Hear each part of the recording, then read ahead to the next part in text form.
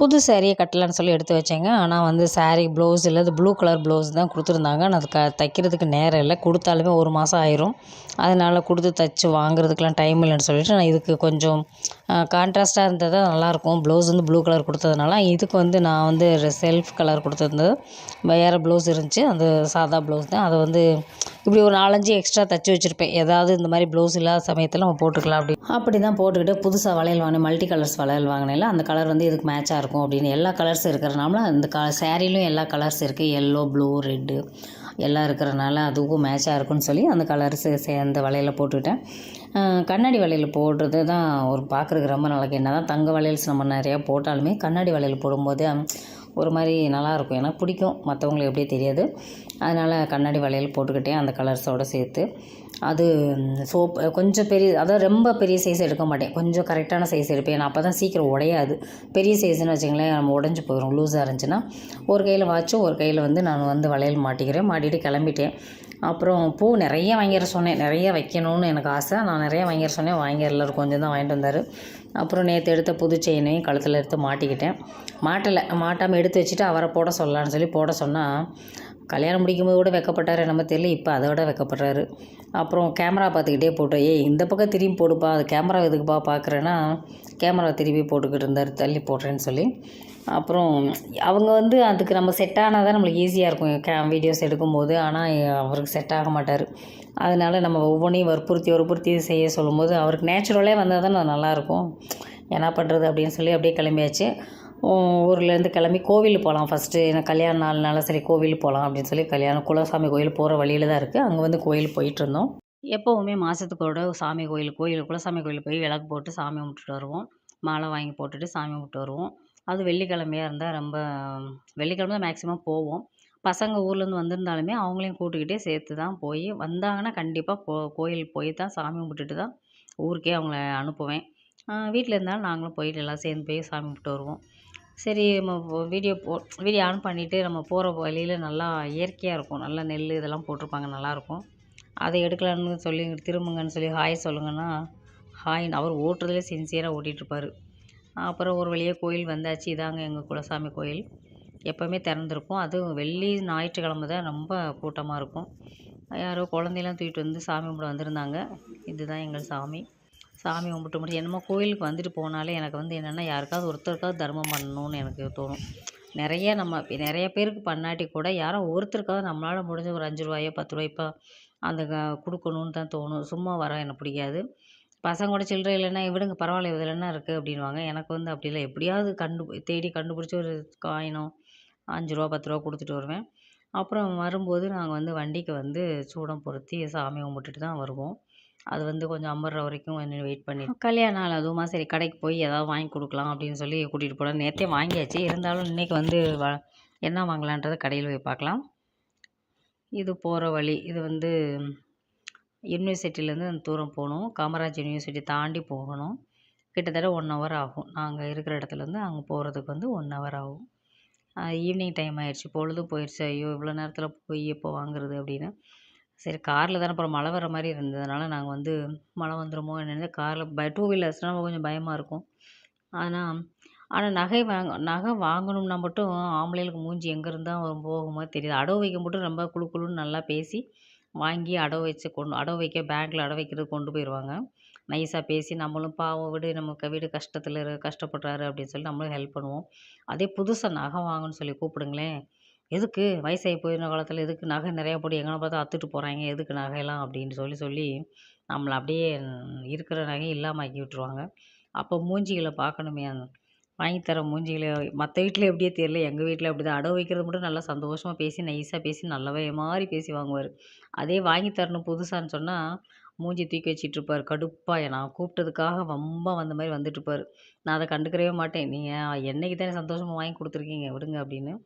இந்த வளையல் நல்லா பெருசாக இருந்துச்சு. ஒன்று போட்டால் கூட ஒரு கையில் போட்டுட்டு ஒரு கையில் வாட்ச் கட்டினா நல்லாயிருக்கும். டிசைனும் நல்லா இருந்துச்சு. கொஞ்சம் சின்ன சைஸாக இருந்துச்சு. அதனால் கொஞ்சம் மாட்ட கஷ்டமாக இருந்தாலும் கூட சரியாக போயிடும். ரொம்ப பெருசாக இருந்தால் உங்களுக்கு வந்து தடிசாக வராது. இவ்வளோ சைஸ் பெருசாக வராது, சின்னதாக தான் வரும். அதுக்காக வந்து நான் வந்து கொஞ்சம் சின்னதாக இருந்தால் கூட அகலம் நல்லா அகலமாக பெருசாக வெயிட்டாக இருக்கும் அப்படின்றதுக்காக நான் வந்து வாங்கிட்டேன். இது வந்து எனாமல் போட்டிருந்துச்சு. எனாமல் போட்டது வந்து நம்மளுக்கு வந்து எனக்கு எனாமல் ஸ்டோன்னாலே கொஞ்சம் பயமாக தான் இருக்கும் வாங்குறதுக்கு. வாங்கி திரும்ப குடுக்கும்போது நமக்கு வந்து வேஸ்ட்டு தான் போகும். குடுக்க மாட்டேன்னு நெனச்சு தான் நம்ம வாங்குவோம். சில சமயத்தில குடுக்க வேண்டிய சூழ்நிலையில ஆயிரும். அப்போ திரும்ப போய் மாத்த போனோம்னா, அந்த எனாமல் இருக்கிறது, அந்த ஸ்டோன்ஸ் இருக்கிறதுலாம் வேஸ்ட்டா போயிரும். அதனால் 4 வளையல் ஒரே மாதிரி இருக்கிறதா மாரி பார்த்தேன். ஆனா அது எல்லாமே எனாமல் இருக்கிறதா இருந்துச்சு. எனக்கு போட்டு பார்த்துட்டு சரி கடையில போட்டு பார்க்க ஒண்ணும் சொல்லல போட்டுக்கன்னு சொன்னாங்க. போட்டு பார்த்து போட்டோ வீடியோஸ் எடுத்து நல்லாயிருக்குமான்னு பார்த்தேன். எனாமல் இல்லாம வாங்கலாமா அப்படின்னு பார்த்தேன். ஆனா எல்லாத்துலேயுமே வந்து எனாமலுக்கு சில இதெல்லாம் நெறைய இதுலயும் எனாமல் இருக்கு. அதனால இல்லாம இருக்கிறதா தேடிக்கிட்டு இருந்தாங்க. அதுக்குள்ள நம்ம கையில போட்டு ஒரு குலுக்கி ஆசையா இத போட்டு பார்த்துக்கலாம் அப்படின்னு சொல்லி போட்டு பார்த்துட்டு இருந்தேன். அப்புறம் வளையல் வந்து எப்பயுமே நான் வந்து என் கழுத்துல போட்டா நெறையா தெரியும். ஓவரா தெரியும். அதனால வந்து வளையல் வந்து நான் இம்பார்ட்டன்ஸ் குடுப்பேன். வளையல் எப்பயுமே. ஒரே வளையல் 3 பவுன்ல வச்சிருந்தேன். பெருசா இருக்கும். ஒரே வளையல் 3 பவுன்ல இருந்துச்சு. சென்னையில தான் வாங்கணும். சென்னையில நாங்க பெங்களூர்ல இருக்கும்போது சென்னையில வந்து தான் நகை வாங்குவோம். ஏன்னா இங்க டிசைன்ஸ் நல்லாயிருக்கும் பெங்களூர விட. அதனால நான் வந்து எப்பவுமே சென்னை குமரன் சொல்லி ஜுவல்லர்ஸ் இருக்குல்ல சென்னை சில்க். அதோடைய இதில தான் வந்து வாங்கியிருக்கேன். ஜிஆர்டில வாங்கியிருக்கேன். இங்கேயும் வாங்கியிருக்கேன். அதனால வளையல் வந்து எப்பவுமே நான் வந்து பிடிக்கும். அதனால நெறைய வளையல் போடணும்னு ஆசைப்படுவேன். அந்த மாதிரி தான் வாங்கினேன். இது இது 2 எனாமல் இல்லாம இருந்துச்சு. இது போட்டு பார்த்தேன். அப்புறமேலு மற்ற டிசைன்ஸ்லாம் பார்த்துட்டு இருந்தேன். ரொம்ப ஒருத்தவங்கலாம் பக்கத்தில் வாங்கினாங்க. பக்கத்தில் உட்காந்து வாங்கினாங்க. ரொம்ப மெல்லிசா சின்னதாக இருக்குது. ஆனால் வெயிட்டாக இருக்குது. இது பார்க்குறதுக்கு 1 1/4 பவுன், 1 பவுன், 1 1/4 பவுன், 1 1/2 பவுன் அப்படி இதில் பார்த்தேன். அந்த மாதிரி பார்க்கும்போது உங்களுக்கு வெயிட் இருக்காது. பட் என்னென்னா பார்க்குறதுக்கு பார்வையாக நல்லாயிருக்கும். அதுக்காக வந்து நான் வந்து பார்வையாக இருக்கிற மாதிரியே வாங்குவோம். ஏன்னா ரொம்ப மெல்லிசானா டெய்லி யூஸ் பண்ணலாம். ஆனால் இது டெய்லி யூஸ் பண்ண முடியாட்டி கூட நம்மளுக்கு எங்கேயாவது ஃபங்க்ஷன்ஸ் போகும்போது போடுறதுக்கு நல்லா இருக்குமே அப்படின்றதுக்காக கொஞ்சம் பெருசாகவே வாங்குவோம். பார்வையாவே ஏன்னா நம்ம ஏரியா பூரா பார்வையாக போடுறது தானே விரும்புவாங்க. அதனால நான் வந்து வளையல் நேத்து இது பண்ணல. அந்த வளையல்லாம் பார்த்தீங்கன்னா கோல்டு தான். ஆனா சொன்னாலும் நம்ப மாட்டாங்க. அந்த மாரி இருக்கும். அப்புறம் வந்து அது வந்து ரொம்ப அதாவது கெட்டி வளையல் ஒன்றும் நல்லா டெய்லி யூஸ் பண்ணுறதுக்கு நல்லாயிருக்கும். எவ்வளோ டெய்லி யூஸ் பண்ணாலும் தேய்மானம் எதுவும் அந்த அளவுக்கு ஆகாது. இது வந்து டெய்லி யூஸ் பண்ண முடியாது. இந்த மாரி பெரிய வளையல். செயின் வந்து உருக்கிட்டு இருந்தாங்க. அத பார்த்தேன். வீடியோ எடுத்தேன். செயின் வந்து அது சூடு பட்ட உடனே அப்படியே உருகி அப்படியே சின்னதாயிருச்சு. அத வந்து உடனே தண்ணீல போட்டு என்ன கெமிக்கல் தண்ணியோ இல்ல நார்மல் வாட்டரோ தெரியல. அந்த தண்ணீல போட்டு எடுத்தோனே தங்கம் வந்து அவ்வளோ கெட்டியா சின்ன உருண்டை மாரி ஆயிருது. அந்த உருண்டை பாருங்க இந்த இத அப்படியே எடுத்தோனே இதில தண்ணீல போட்டு முக்கி எடுத்துறாங்க. முக்கி எடுத்துட்டாங்கன்னா அது வந்து தங்கம் ஆயிருது. இந்த மாதிரி தான் தட்டி குடுத்துருவாங்க. பக்கத்துல பாருங்களேன், இவங்கள பார்த்தா பார்க்குறதுக்கு ரொம்ப அப்பாவியா ட்ரெஸ் பண்ணுறத பார்த்தா கூட அந்த அளவுக்கு பெருசா தெரியல. இல்லாதவங்க மாரி இருந்தாங்க. பார்த்தீங்கன்னா, செயின் பாருங்க எவ்வளோ பெருசா வாங்கி போட்டேன். எனக்கே ஆச்சரியமா இருந்துச்சு. அவ்வளோ பெருசா வாங்குறதுக்காக கழுத்துல போட்டு கையிலயும் போட்டுக்கிட்டு இருந்தாங்க. பாருங்க இவங்க போய் அவ்வளோ வாங்குறாங்க அப்படின்ற மாரி ஆயிருச்சு. அப்புறம் வாங்கிட்டு ஒரு வழியா வந்தோம். வந்த பிறகு வீட்ல என்னென்னன்றத நான் வந்து வீடியோவா போட்டிருக்கேன். 2 சாரீஸ் அன்னைக்கு முதல் நாள் வாங்கினது 2 சாரீ. இதுவுமே ஆஃபர் தான் போட்டிருந்தாங்க. 1800ன்னு நெனைக்கிறேன். ஒரு சாரீ வாங்குனா 1 ஃப்ரீன்டா இல்ல 2 சாரீ சேர்த்து ஆஃபர் போட்டதுனால வந்துச்சோ என்னமோ தெரியல. அந்த மாதிரி வந்துச்சு. நான் எப்பயுமே போத்தீஸ் வந்து நான் போனதில்ல. போத்தீஸ் சாரீஸ்ல நான் வந்து ஒரே ஒரு டைம் வந்து பட்டு சாரீ எடுத்தேன். ரூ. 8000க்கு நான் அப்போ எடுத்தேன்.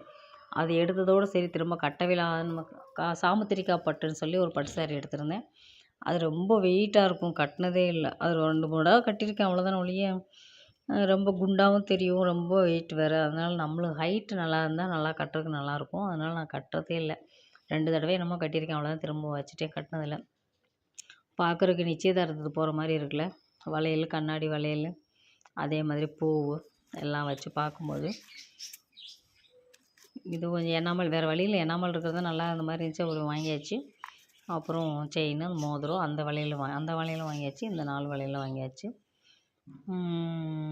அப்புறம் வேறு என்ன சொல்கிறது, கண்ணாடி வளையலும் அந்த பக்கத்தில் வச்சுருக்கேன். அது பர்பிள் கலரு கண்ணாடி வளையல்.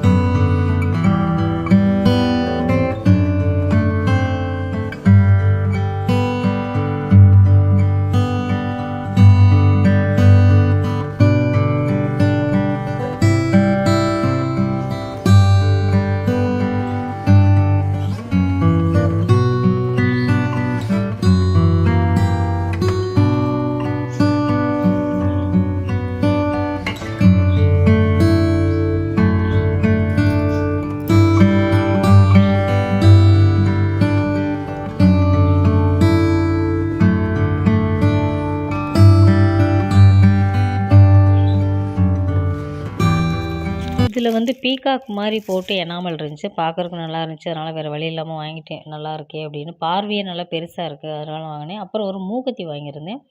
அந்த மூக்குத்தி வந்து பார்த்திங்கன்னா அங்கே போட்டு பார்க்கக்கூடாதுன்ட்டாங்க. சரின்னு சொல்லி நான் இது பார்க்குற ஆர்வத்திலே அந்த மூக்குத்தியை கவனிக்கல. சும்மா சரி பழசை மாற்றிட்டு வாங்குறளவு ஏதோ ஒன்று இருந்துட்டு போகுது, மூக்கில் இருக்கிறது எப்படியாவது இருக்கட்டும் அப்படின்னு.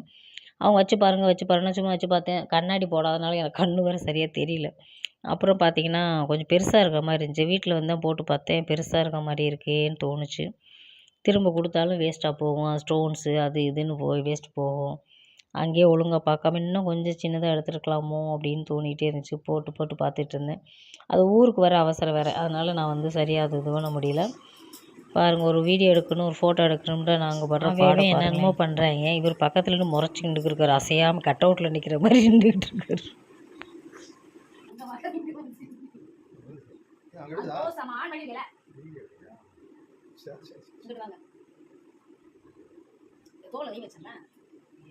அப்படி இல்லை, இப்படி இந்த பக்கம் இந்த கையை என்ன செய்யுது, கிட்ட வாங்க, கண்ணு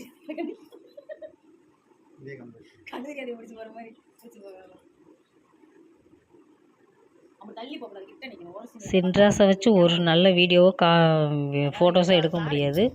அவர் இப்படி தான் போஸ்ட் கொடுத்துட்ருப்பார். இந்த வீடியோ பிடிச்சிருந்தா லைக் பண்ணுங்கள், சப்ஸ்கிரைப் பண்ணுங்கள். நெக்ஸ்ட் வீடியோவில் சந்திக்கலாம்.